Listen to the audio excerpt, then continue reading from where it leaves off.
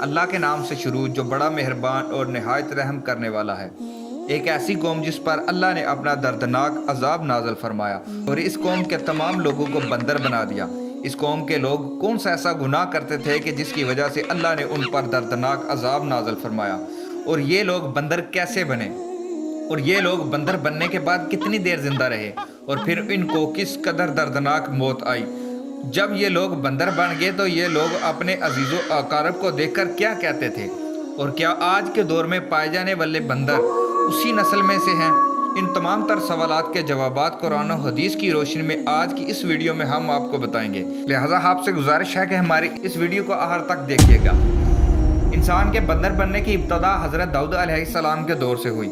اس واقعے کا پس منظر کچھ یوں ہے کہ حضرت داؤد علیہ السلام اور ان کی قوم سمندر کے کنارے ایک ایلا نامی گاؤں میں رہتے تھے اور ان کی تعداد 70,000 کے قریب تھی۔ یہ قوم بڑی ہی خوشحال تھی اور اللہ کے فرمانبردار قوم تھی۔ اس قوم کو اللہ تعالیٰ نے بے شمار نعمتوں سے نوازا تھا۔ ہر طرف سرد و شاداب باغات اور ہر طرف ہریالی ہی ہریالی پائی جاتی تھی۔ یہ لوگ بہت ہی خوش تھے۔ حضرت داؤد علیہ السلام کی قوم چونکہ سمندر کے کنارے پر رہتی تھی تو اللہ تعالیٰ کا ان پر خاص کرم تھا کہ سمندر کے اس کنارے پر بے پناہ مچھلیاں آتی تھیں جن کا یہ لوگ کاروبار کرتے تھے اور بہت ہی خوشحالی کی زندگی گزارتے تھے۔ جب یہ قوم اللہ تعالیٰ کی نعمتوں کی وجہ سے خوشحال ہو گئی تو اللہ تعالیٰ کی نافرمانی پر اتر آئی اور طرح طرح کے گناہ پر اتر آئی۔ اور پھر ایک دن اللہ تبارک و تعالیٰ نے اس قوم کا امتحان لینے کا ارادہ کیا اور حضرت داؤد علیہ السلام کو وحی بھیجی کہ اپنی اس قوم کو کہہ دے کہ وہ ہفتے کے دن مچھلی کا شکار کرنا بند کر دے۔ اس طرح اللہ تعالیٰ نے حضرت داؤد علیہ السلام کی قوم پر ہفتے والے دن شکار کرنا حرام کر دیا۔ یہاں سے اس قوم کی بربادی شروع ہو گئی۔ حضرت داؤد علیہ السلام نے اپنی قوم کو بتایا کہ اللہ نے ہفتے والے دن مچھلیوں کے شکار کو کرنا حرام کر دیا ہے، تو وہ لوگ بہت ہی زیادہ پریشان ہو گئے اور ساری قوم سر جوڑ کر بیٹھ گئی، کیونکہ ہفتے کا دن ہی وہ دن تھا جس میں مچھلیاں وافر مقدار میں آتی تھی اور اتنی کے ہد بہد کنارے پر آ جاتی تھی، اور باقی دن ایسے تھے کہ بہت کم اور نہ ہونے کے برابر مچھلیاں پکڑی جاتی تھی۔ اس قوم کا گزر بسر چونکہ مچھلیوں کے شکار پر تھا، اس وجہ سے اللہ تعالیٰ کا یہ حکم سن کر یہ قوم پریشان ہو گئی اور وہ یہ نہیں جانتے تھے کہ اللہ تعالیٰ کی طرف سے ایک آزمائش ہے۔ پھر ایک دن شیطان نے ان کو وسوسہ ڈالا کہ سمندر سے نالیاں نکال کر خشکی پر بڑے بڑے حوض بنا لیے جائیں اور ہفتے والے دن مچھلیاں آئیں گی تو نالیوں سے ہو کر ان بڑے بڑے حوضوں میں آ جائیں گی، اور اس طرح پھر ان نالیوں کا منہ بند کر دیا جائے اور اگلے دن یعنی اتوار والے دن ان کو پکڑ لیا جائے۔ شیطان نے اس قوم کے لوگوں کو ورگلایا کہ اس طرح ہم ہفتے والے دن شکار سے بھی بچ جائیں گے اور مچھلیاں بھی ہاتھ آ جائیں گی اور وہ بھی پکڑی جائیں گی۔ بہت سے لوگوں کو یہ ہیلا بازی اچھی لگی اور انہوں نے ایسا کرنا شروع کر دیا اور سمندر سے چھوٹی چھوٹی نالیاں نکال کر بڑے بڑے حوضوں میں ڈال دیں۔ اس کے ذریعے وافر مقدار میں مچھلیاں ان حوضوں میں جمع ہو گئی۔ اس قوم کے بدبخت لوگوں کو شیطان کا یہ ہیلا پسند آیا، لیکن اس قوم نے یہ نہ سوچا کہ جب مچھلیاں سمندر سے حوض میں آ گئیں تو مچھلیوں کا شکار ہی ہو گیا، اس لیے یہ شکار بھی ہفتے والے دن قرار پایا جو اللہ تبارک و تعالیٰ نے حرام قرار دیا تھا۔ اس موقع پر یہودیوں کے 3 گروہ ہو گئے۔ کچھ لوگ ایسے تھے جو شکار کے ہیلے سے منع کرتے تھے اور ناراض اور بیزار ہو کر شکار سے باز رہے، اور بعض لوگ دل سے برا جان کر خاموش رہے لیکن انہوں نے شکار نہ کیا اور دوسروں کو منع بھی نہ کرتے، بلکہ یہ لوگ منع کرنے والوں کو یہ کہتے تھے کہ تم لوگ ایسی قوم کو نصیحت کرتے ہو جن کو اللہ تبارک و تعالیٰ ان قریب ہلاک کرنے والا ہے اور ان پر اپنا دردناک عذاب نازل کرنے والا ہے۔ اور اس قوم کے کچھ لوگ ایسے تھے جو سرکش اور نافرمان لوگ تھے، جنہوں نے اللہ تبارک و تعالیٰ کے حکم کی اعلانیہ مخالفت کی اور شیطان کی ہیلا بازی کو دیکھ کر ہفتے والے دن شکار کرنے لگے۔ یہ لوگ اللہ تبارک و تعالیٰ کے حکم کی سرعام مخالفت کرتے اور ہفتے والے دن مچھلیوں کا شکار کر کے ان کو کھایا اور بیچا کرتے تھے۔ حضرت داؤد علیہ السلام کی قوم کے 12,000 ایسے نافرمان افراد تھے، منع کرنے کے باوجود بھی ہفتے والے دن ان نالیوں کے ذریعے شکار کرتے رہے۔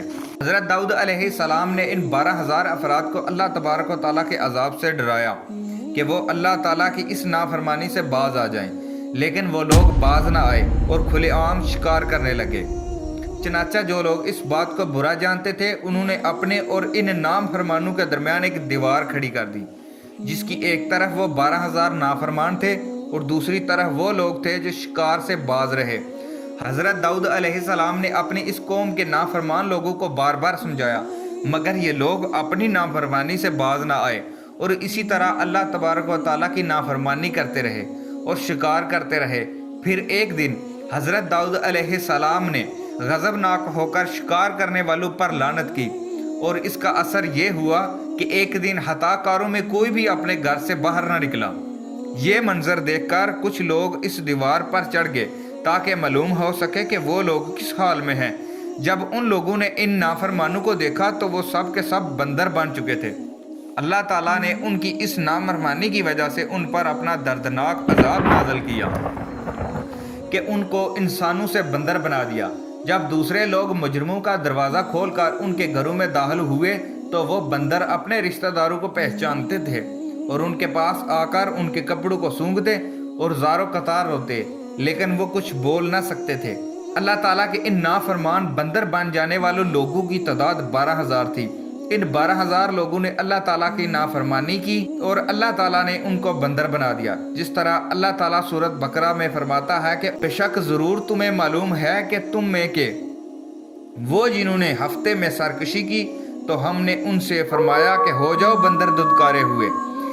इस तरह हज़रत दाऊद अलैहिस्सलाम की कौम के 12,000 लोग बंदर बन गए। ये लोग 3 दिन तक जिंदा रहे और इस दौरान ये ना कुछ खा सकते थे और ना कुछ पी सकते थे, बल्कि यूं ही भूखे प्यासे सब के सब मर गए। और वो लोग जो इन नाफरमानों को अल्लाह ताला की नाफरमानी करने से मना करते थे, अल्लाह ने उनको इस अजाब से बचा लिया। और वो लोग जो इस शिकार को देखकर खामोश रहते थे, अल्लाह ने उनको भी इस अजाब से सलामत रखा। प्यारे दोस्तों, अब बात करते हैं कि आज के दौर में इन बंदरों की नस्ल में से भी कोई बंदर मौजूद है या ये सब बंदर उन्हीं बंदरों की नस्ल में से है।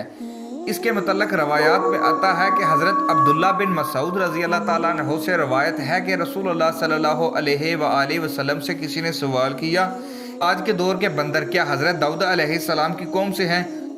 आप सल्लल्लाहु अलैहि वसल्लम ने फरमाया कि अल्लाह ताला जिस कौम पर अजाब भेजता है तो उनकी शक्लों को मसा करता है, तो ये अजाब उन्हीं पर होता है जिन पर वो अजाब नाज़िल हुआ था, और इसके बाद अल्लाह ताला उन लोगों को हलाक कर देता है और उनकी आगे नस्ल नहीं बढ़ती। इसीलिए यह बात गलत है और कुछ लोग ये सोचते हैं कि आज के बंदरों में भी हज़रत दाऊद अलैहिस्सलाम की कौम के बंदर की नस्ल मौजूद है। ऐसा कुछ भी नहीं है। वो लोग सिर्फ और सिर्फ 3 दिन जिंदा रहे थे और इसके बाद अल्लाह ताला ने अपने नाफरमानों को सफ़ा हस्ती से मिटा दिया।